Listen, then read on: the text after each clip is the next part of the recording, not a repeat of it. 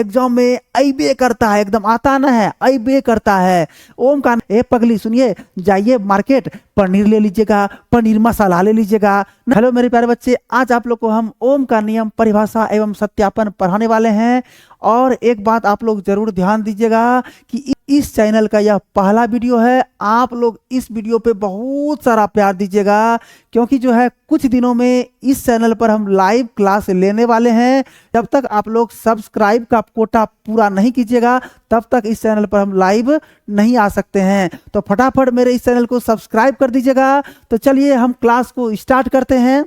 ओम का नियम VVI question, ये बहुत इंपॉर्टेंट क्वेश्चन है, पक्का एग्जाम में अइबे करता है, एकदम आता ना है, अइबे करता है।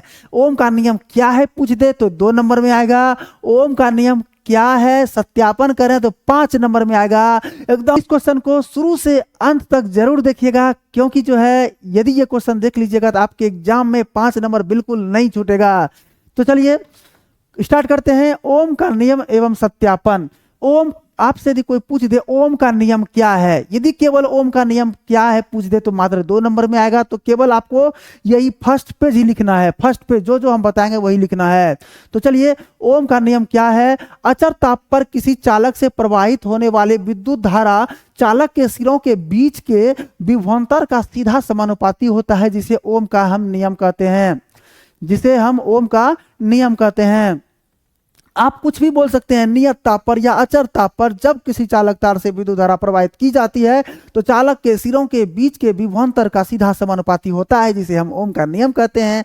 अरे पगला, जैसे मान लीजिए, देखिए धारा को हम लोग किसे दिखाते हैं, आई से दिखाते हैं। तो आप लिख सकते हैं चालक में प्रवाहित धारा को किसे दिखाते हैं, आई से दिखाते हैं। एक बात बताइए, विभवांतर को हम लोग किसे दिखाते हैं, विभवांतर को किससे दिखाते हैं, भी से दिखाते हैं। अब बताइए, तो अकॉर्डिंग टू परिभाषा के अनुसार ओम का नियम, देखिए ओम के नियम से क्या बोल रहा है, विद्युत धारा। चलिए विद्युत धारा लिख दिए, मतलब धारा को आई से दिखाते हैं। और चालक के सिरों के बीच का विभवांतर, चालक के सिरों के बीच के विभवांतर का सीधा समानुपाती होता है। तो क्या कैसे परिभाषा बोलिएगा, देखिए ना, धारा विभवांतर का समानुपाती होता है, धारा विभवांतर का सीधा समानुपाती होता है, धारा विभवांतर का सीधा समानुपाती हो, जिसे ओम का नियम कहते हैं। अब बताइए, आपको यही याद रखना है कि धारा विभवांतर का सीधा समानुपाती होता है, जिसे ओम का नियम कहते हैं। लेकिन किस चीज में धारा बहेगा जी, चालक में धारा बहेगा। तो आपको लिखना है किसी चालक में प्रवाहित धारा।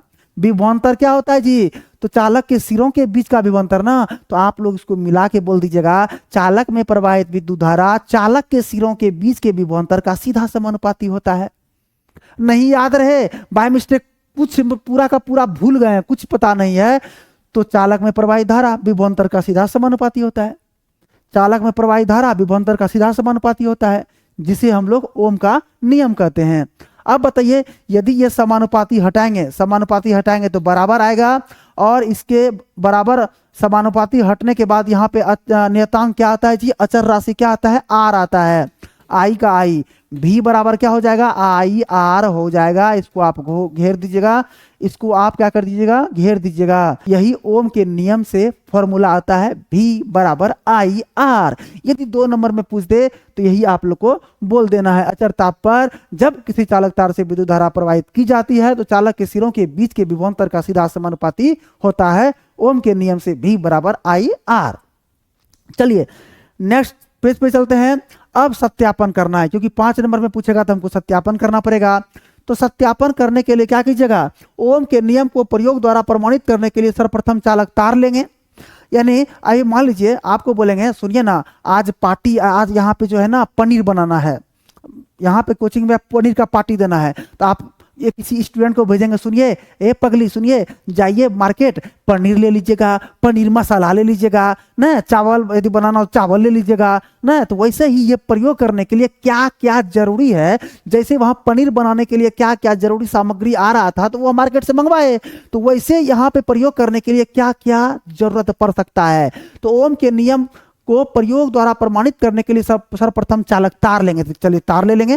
तार आपको मार्केट से खरीदना है, ए मीटर खरीदना है, ए मीटर आपको लेना है, यानी ए मीटर जिससे कि धारा माप सकें, वोल्ट मीटर विभवांतर को माप सकें, दाब कुंजी मतलब बटन ऑन करने के लिए बैटरी, परिवर्तनशील प्रतिरोध इत्यादि को हम चित्र के अनुसार सजा देते हैं। यानी और याद रखिएगा, ए मीटर को श्रेणी क्रम में रखेंगे और वोल्ट मीटर को समांतर क्रम में जोड़ देंगे। तो मेरे प्यारे प्यारे बच्चे, अब जो है चित्र आता है। तो ये आपका चालक तार है, ये क्या है आपका चालक तार है। यहाँ पे देखिए ये परिवर्तनशील प्रतिरोध है, इसे हम लोग शॉर्टकट में RS से भी दिखाते हैं। किसे दिखाते हैं? RS से भी दिखाते हैं, RH परिवर्तनशील प्रतिरोध। ये क्या है? केवल प्रतिरोध है। ये क्या है? प्रतिरोध है। और श्रेणी क्रम में हम लोग ए मीटर लगाते हैं, तो ये आपका ए मीटर है। ये क्या है? ए मीटर है। और समांतर क्रम में वोल्ट मीटर लगाते हैं। यहाँ पे आप क्या लगा दीजिएगा? भी लगा दीजिएगा, वोल्ट मीटर। अब ये आपका धारा बह रहा है, देखिए ना, धारा बह रहा है, धारा बह रहा है, धारा बह रहा है। चलिए अब जो है आपका ये बैटरी है। ये क्या है? Battery plus minus. ये क्या है? बैटरी है। क्या है ये? Battery plus minus. ये क्या है? बैटरी है।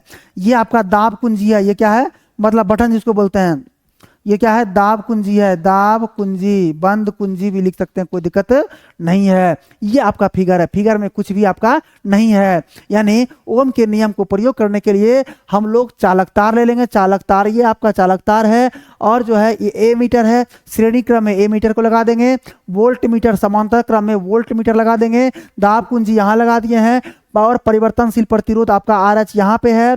और उसके बाद हम लोग इसको चित्र के अनुसार सजा देते हैं। चलिए अब जो है फिगर आपका कंप्लीट हो चुका है। चलिए अब आते हैं प्रयोग में।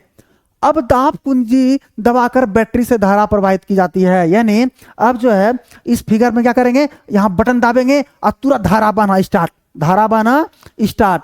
तो धारा बहना स्टार्ट हो गया। और ए मीटर से क्या मापेंगे? धारा का मान मापेंगे, कितना धारा उसमें बह रहा है चालक तार में, हम ए मीटर से उस धारा को मापेंगे। और वोल्ट मीटर से विभवांतर मापेंगे। वोल्ट मीटर से किसको मापेंगे? विभवांतर। स्पेलिंग गलत है जी, टाइपिंग मिस्टेक हो गया है। विभवांतर का मान ज्ञात हो जाता है। और परिवर्तनशील प्रतिरोध को स्लाइड पर बार बार आगे पीछे खिसका कर प्रयोग को बार बार दोहराते हैं। इसका मतलब क्या हुआ पता है?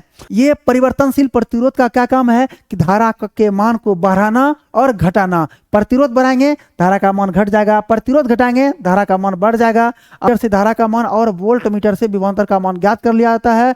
प्राप्त मान को देखने से पता चलता है कि विभवांतर का मान दुगुना होने पर, अब विभवांतर का मान दुगुना होने पर धारा का मान भी दुगुना हो जाता है। विभवांतर का मान आधा होने पर धारा का मान भी आधा हो जाता है। नहीं समझे? कुछ नहीं किए, अरे बटन दबाए, धारा बहने लगा। ए मीटर से अब धारा तो बहने लगा, लेकिन कितना धारा बह रहा है कौन मापेगा? ए मीटर मापेगा। अब बताइए, वोल्ट मीटर से विभवांतर का मान माप लेंगे, लेकिन उसी परिवर्तनशील प्रतिरोध से धारा का मान बढ़ाएंगे, धारा का मान घटाएंगे, दुगुना करेंगे, तिगुना करेंगे धारा का मान। किससे? परिवर्तनशील प्रतिरोध से। तो क्या रिजल्ट मिलेगा कि विभवांतर का मान यदि दुगुना होता है तो धारा का मान भी दुगुना हो जाएगा, यदि मान आधा होता है तो धारा का मान भी आधा हो जाएगा। इससे यह निष्कर्ष निकलता है कि चालक से प्रवाहित होने वाली विद्युत धारा चालक के सिरों के बीच का विभवांतर का सीधा समानुपाती होता है। मतलब वो बढ़ेगा तो ये भी बढ़ेगा। चलिए अब जो है आपका अब आता है ग्राफ। ग्राफ बना भी सकते हैं और ग्राफ नहीं भी बना सकते हैं, कोई दिक्कत नहीं। बनाने का मन हो जाए तो बना दीजिए, कोई बात नहीं है। चलिए ग्राफ बना लीजिए। हम क्या करते हैं, एक्स अक्ष पर विभवांतर को ले लेते हैं और वाई अक्ष पर हम क्या किसको ले लेते हैं? वाई अक्ष पर हम लोग धारा को ले लेते हैं। ये भी अब जो है ग्राफ खींचेंगे तो ग्राफ जो है एक सरल रेखा में प्राप्त होता है।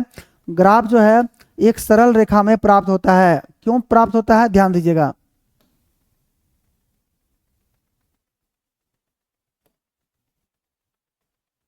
चलिए